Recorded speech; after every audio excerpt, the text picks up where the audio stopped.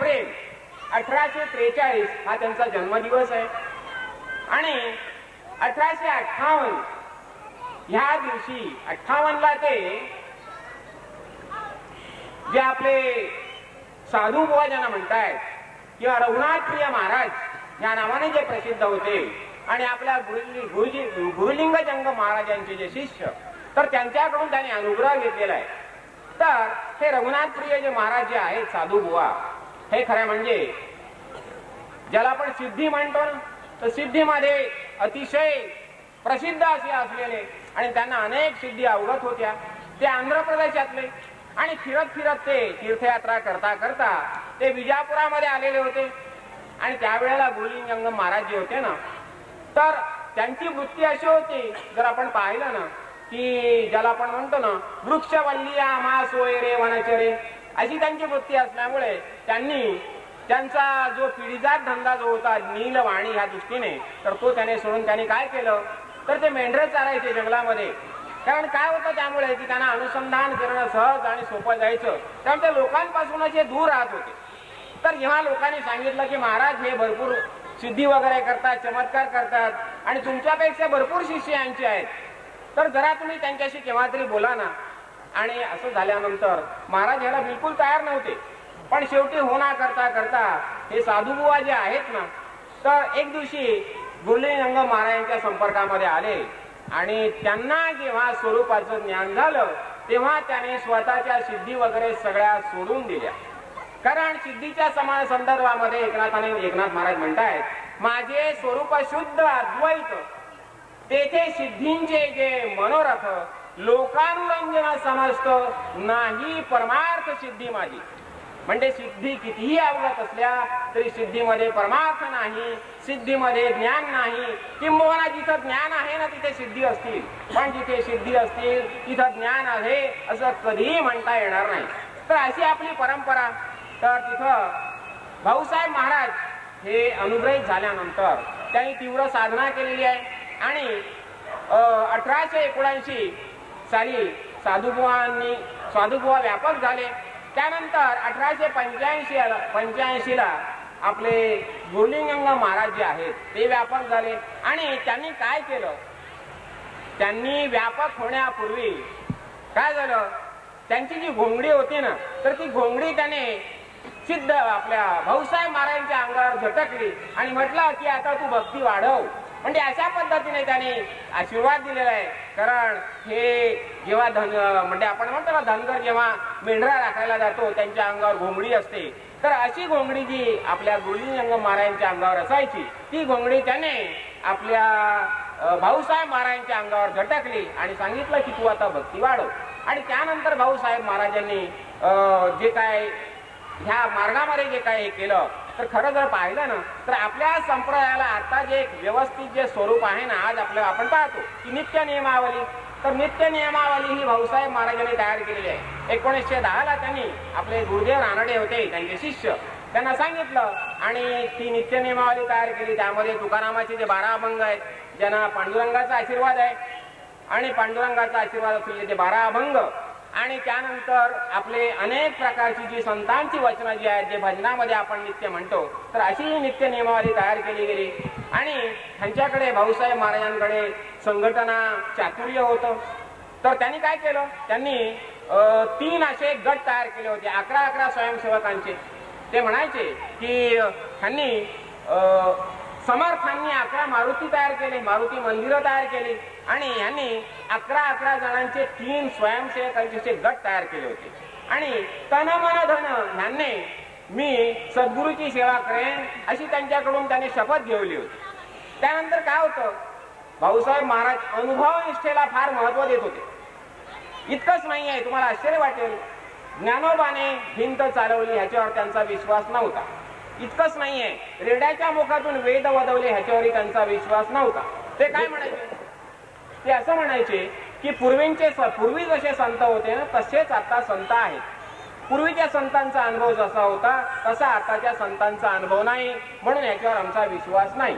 आणि त्यामुळे आपल्या संप्रदायामध्ये एक अतिशय महत्वाची गोष्ट तुम्ही लक्षात घेतली, तर सिद्धरामेश्वर महाराज म्हणा किंवा आपले बाप्पा म्हणा, चमत्काराला आपल्या इकडे बिलकुल महत्व दिलं जात नाही. किंबहुना अनेकांना अनेक चमत्कार अनुभवायला मिळत असतील, पण ते चमत्कार जे आहेत ना, पण आपल्या संप्रदायामध्ये चमत्काराला कधीही महत्व दिलेलं नाही. इथं शुद्ध ज्ञानालाच महत्व दिलेलं आहे. म्हणून आपण पुन्हा पुन्हा बाप्पा आपल्याला सांगतात, ऐक शिष्या येथींचे वर्मा स्वये तुझे आहे ब्रह्म. आज जो नामस्मरण भक्तीचा समाज जो काढला ना, बाप्पा लगेच त्याच्यावर म्हणाले, नामस्मरण कोणी करायचं? म्हणजे नामस्मरण करणारे तुम्ही कोण? एकदा तुम्ही मी आत्मा आहे हा तुमचा निश्चय झाल्यानंतर तुम्ही नामस्मरण कोणाचं करायचं? म्हणून महाराज बऱ्याच वेळा म्हणतात, नाहम म्हणजे मी नाही हे स्मरण. म्हणजे परवा आपण जे म्हटलं ना की सुपारी जी आहे अहम ब्रह्म सुपारी, तर अहम ब्रह्म सुपारी आहे ही सुद्धा जिथं नाशिवंत समजून अर्पण करायची असते आणि स्वरूपाच्या स्थितीमध्ये जायचं असतं, अशी जी स्थिती चारी देहांच्या पलीकडची स्थिती, असं शुद्ध ज्ञानाचा बोध करणारा आपला संप्रदाय. आणि इतकंच नाही आहे, महाराज बऱ्याच वेळा म्हणायचे की आपल्या सिद्धरामेश्वर महाराजांची जी प्रवचनं झाली ती शुद्ध ज्ञानावरच ते बोलायचे. आणि त्या प्रवचनामध्ये तुम्हाला दिसून येईल की जसं आपण म्हणतो ना, मुळालाच धरलेलं आहे. जी जी वर्णन आहे ती मुळाचीच वर्णन आहेत. झाडांच्या वृक्ष म्हणा, वृक्षांचे आपण म्हणतो ना शाखा पल्लवांचं फळांचं वर्णन कुठेही केलं गेलेलं नाहीये. शुद्ध ज्ञानावरच बोलणारा असा आपला संप्रदाय आहे. आणि म्हणून आपल्या संप्रदायाला स्वरूप संप्रदाय असं म्हटलं गेलेलं आहे. तर आज जो हा समाज घेतलेला आहे, हा समाज घेण्याचं एक कारण असं, आता अनुभवनिष्ठ आपण पाहिली, नंतर समन्वय जो आहे ना, भाऊसाहेब महाराजांनी एक समन्वय असा साधला होता की दासबोध हा मराठी ग्रंथ आहे आणि विवरणाला दासबोध हा तसा सोपा आहे, म्हणून दासबोध हा त्याने प्रमाण ग्रंथ म्हणून निवडला. त्याच्याच जोडीला त्याने काय केलं, कन्नड वचन. आता आपल्याकडे आपण एक पाहिलं, आपले एक गुरुबंधू जे कन्नड वचनांचं विवेचन करतात आणि त्यांनी त्याच्याबरोबर हिंदी विवेचनाला सुद्धा महत्व दिलं. म्हणजे हिंदी, कन्नड आणि मराठी असा ह्या भाषांचा त्यांनी समन्वय असा साधलेला आहे. आणि त्यांच्यामध्ये आणखी एक विशेष असे होतं की शब्दांचे अनेक जे अर्थ निर्माण करतात. आज सुद्धा बाप्पा बघा, बा एक म्हणजे बायको म्हणतात ना, ह्याला बायकोचा आधार आहे, बायकोला नमस्कार करतो का? नंतर म्हणतात बा एक, आधार कोणाचा? बा एकाचा आधार. नमस्कार कोणाला? बायकोला नाही, बा एक. बा एक म्हणजे कोण? एकमेव एक असं जे आत्मतत्व आहे त्या एकाला. तर त्याच पद्धतीने भाऊसाहेब महाराज सुद्धा म्हणायचे, वैराग्य म्हणजे काय? वैर्यावर राग. आता वैरी कोण? जे षड्रिपू आहेत त्यांच्यावर राग. बरं, विदुर म्हणजे काय? तर विषयापासून दूर. विदुर नीती म्हणजे विषयापासून दूर. तर अशा पद्धतीने अनेक, ज्याला आपण म्हणतो ना भाषा शैलीचे एक प्रकार जे आहेत, अनेक अर्थ करण्याची जी वृत्ती ही आहे महापुरुषांकडे जी असते, प्रत्येक शब्दामधून कशा कशा पद्धतीने त्याचे अर्थ निर्माण करायचे. म्हणून आपण ना नेहमी काय करतो, महाराज काय बोलत असतात ना, तर सर्वांग जसं ऐकावया 24 गुरुची लक्षणे, यदुने सर्वांग केले श्रवण, संपूर्ण अंगाचंच कान करून टाकलं. तसं बाप्पा जेव्हा जेव्हा बोलतात ना, तेव्हा आपण इतकं बारीक तिथे असायला पाहिजे की आपण सगळी आपली ज्ञानेंद्रिय त्या कानामध्ये एकवटली पाहिजे आणि अशा पद्धतीने बाप्पांची वचनं आपण टिपायला पाहिजे. तेव्हाच ते आपल्या अंतरात खोलवर रुजतील. आणि म्हणूनच भाऊसाहेब महाराज आणखी म्हणायचे की जे साधना जी आहे ना, त्याला मूळ काय? तर अंतःकरण हे मूळ आहे. आणि अंतःकरणामध्ये नाम खोलवर रुजण्यासाठी जो बाप्पाने जो बोध दिलेला आहे आपल्याला, तो खोलवर रुजण्यासाठी त्याचा सतत ध्यास असायला पाहिजे. आणि तारी मारी तुझेच चरण ह्या पूर्ण भावाने आपण तिथं शरणांगत असायला पाहिजे. आजपर्यंत आपण अनेक प्रवचन बाप्पांची ऐकलेली आहेत, बाप्पांनी अनेक वेळेला बोध केला आहे. आणि आता मी तर म्हणेन मुंबई वासियांचं महत्भाग्य की प्रत्येक शनिवारी बाप्पांकडून वचनामृत आणि अमृत प्राशन करण्याचं भाग्य मुंबई वासियांना मिळालेलं आहे. साधी गोष्ट नाहीये.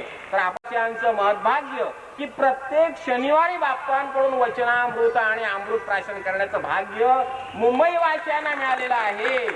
साधी गोष्ट नाहीये. तर आपण सगळे भाग्यवान आहात. वेळेचा अभाव, तर त्यामुळे मी असं म्हणेन की आपल्या पणजोबाची जी पुण्यतिथी आहे ही निमित्त आहे. जसं आपण म्हणतो ना की घरामध्ये एक जुनी खुर्ची असते, त्या जुनी छत्री असते, आणि जुनी छत्री आणि जुनी खुर्ची बघितली ना की पटकन आपल्याला आजोबा पणजोबाची आठवण येते. कारण त्या खुर्च्या आणि छत्र्या आजोबा पणजोबांनी वापरलेल्या असतात. कसं हे दिवस जे आहेत ना, पुण्यतिथी म्हणा, ह्या त्या निमित्ताने आपण एकत्र येतो ना, तर ह्या दिवसामुळे काय होतं, आपल्याला त्यांच्या परंपरेची, त्यांच्या बोधाची, त्याने काय काय केलं, कसं काय केलं, ह्या सगळ्याची आठवण येते आणि आपला निश्चय आणखी वाढण्यासाठी मदत होते. म्हणून मी म्हणेन की आत्मबुद्धी निश्चयाची हेची दशा मोक्ष अहम आत्मा हे करीची विसरू नये. हीच कृपा बाप्पाने आपल्यावर केलेली आहे. आपण आपल्यावर कृपा करायची आहे आणि ती कृपा म्हणजे जेव्हा जेव्हा सत्य म्हणजे कर आणि पहा, मी आत्मा आहे, मी आत्मा आहे, निश्चय ठेवा या नाव. आणि असं ह्या एवढ्या संख्येने प्रत्येक कार्यक्रमाला उपस्थित राहायचं. राजाधिराज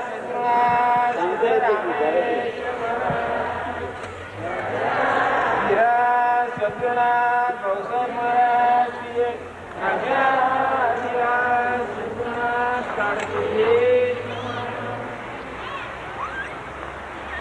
मला यांच्या घरी कोणासारखं बोलता येत नाही बरं का, माझ्या घरचं मी बोलतो.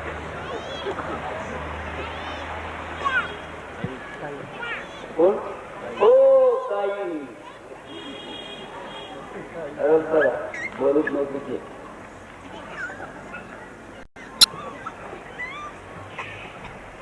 शंकर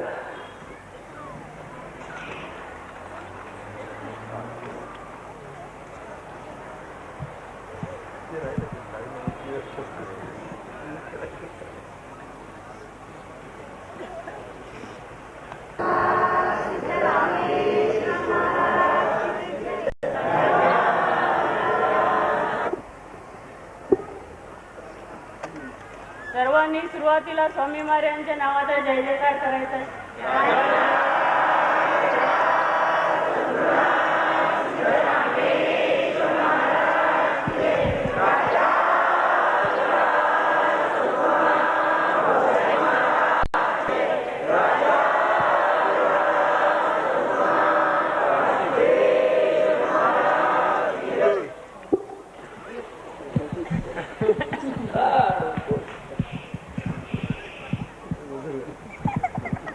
स्मरण देवाचे करावे, अखंड नाम जपत जावे, नामस्मरणे पावावे समाधान. म्हणजे देवाचं स्मरण